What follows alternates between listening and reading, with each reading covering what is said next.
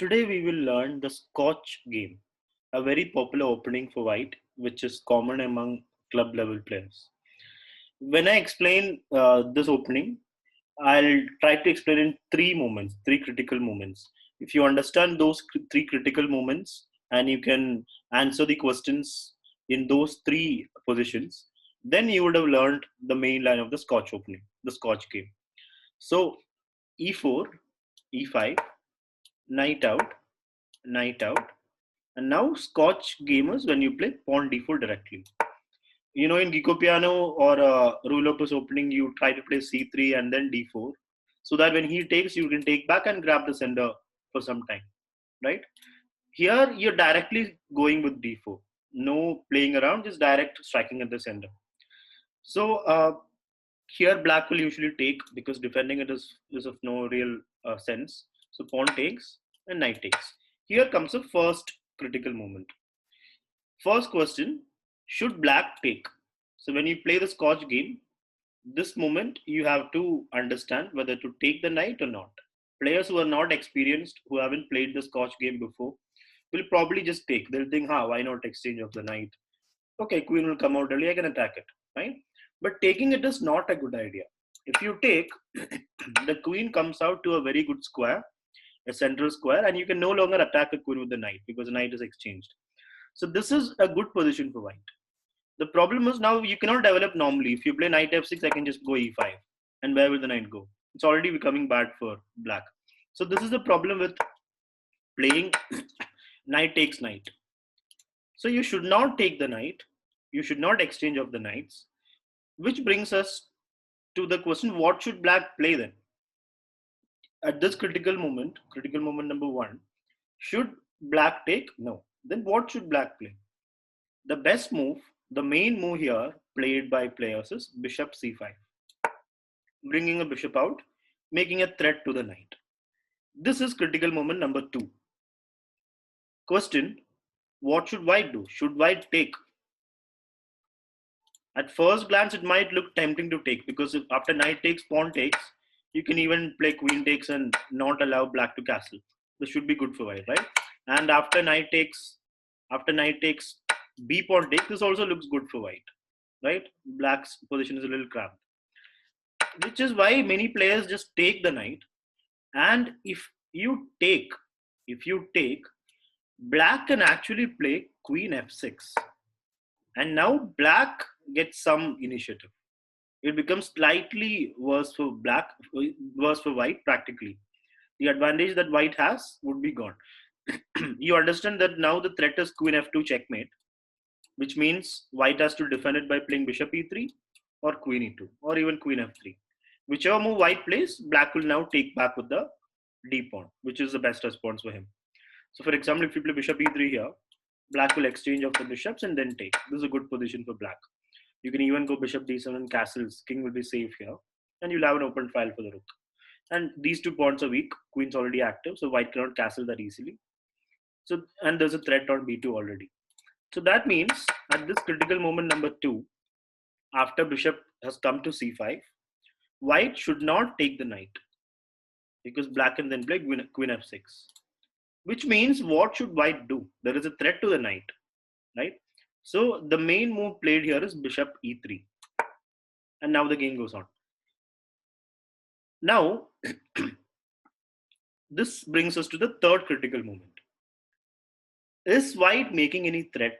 It might not seem so obvious, and many players actually fall for it. Many players simply play move like knight f6, develop their piece, and they fall for this tactic. Because white now just plays knight takes knight, and you can take the bishop for free, or exchange of the queens and then take the bishop for free. So in this critical moment number three, after bishop e3, white is making a threat. He's threatening knight takes knight and bishop takes bishop, which means black should defend correctly, right? So what is the best move for black in this position? Black's main move is queen f6.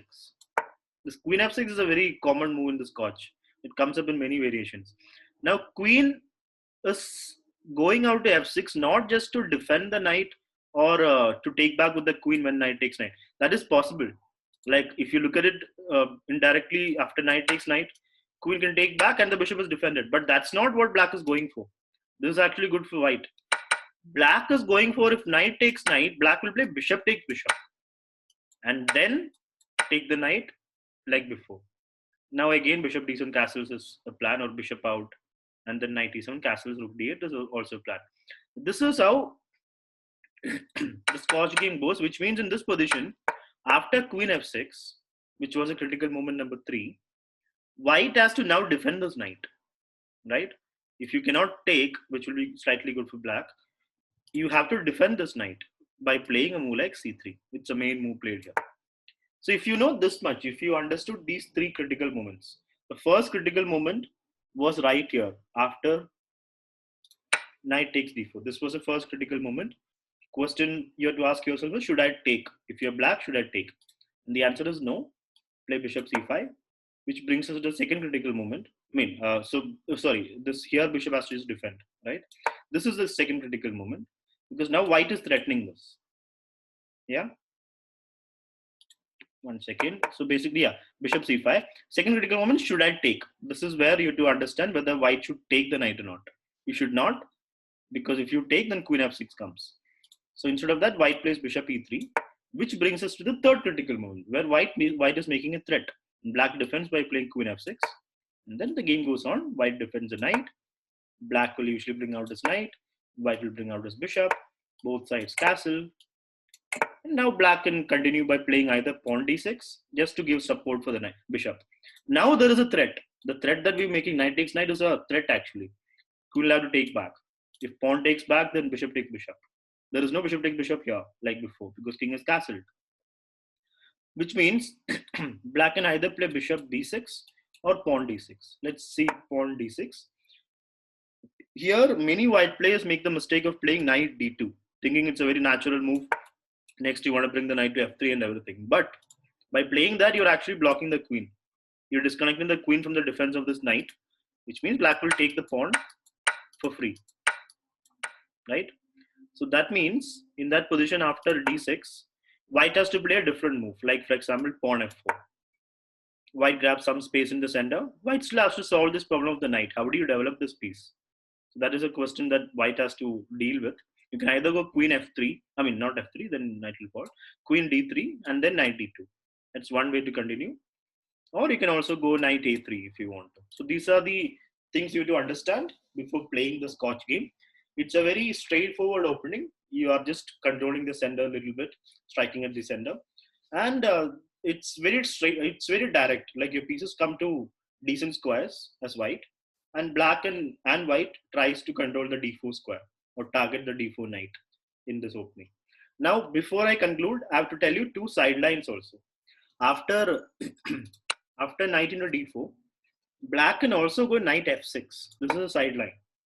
And now usually white goes knight takes, pawn takes, and e5. And then knight d5, c4, knight b6. This is one way of continuing the game. So that is a sideline, where instead of bishop c5, black goes knight f6. And the other sideline is after bishop c5, bishop e3. Sorry, here, instead of bishop e3, white can also go for knight b3, which is also very popular. Knight b3. In the World Championship match between Kasparov and Karpov used to play this as white, the knight b3 move. And Scotch was popularized in that championship match in the 1985 or 84 championship. So knight b3, and the bishop goes back and the game continues. So these are the 2 sidelines you have to keep in mind, which you can analyze and prepare and play in your games. So that concludes our opening of the month, which is the Scotch game. So before playing this, you have to analyze your opening. You have to understand everything thoroughly, the 3 critical moments, and then you are good to go.